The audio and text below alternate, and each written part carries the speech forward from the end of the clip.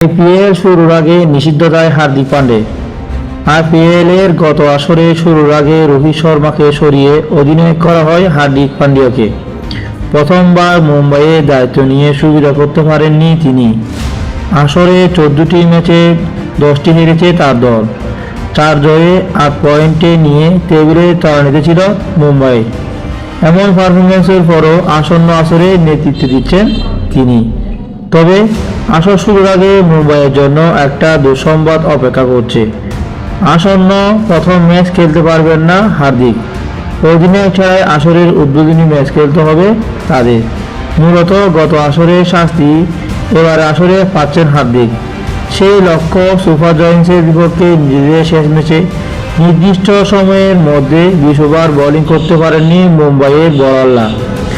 আসরের বারে তৃতীয়বারের মতো এই নিয়ম ভঙ্গ করেছে মুম্বাই।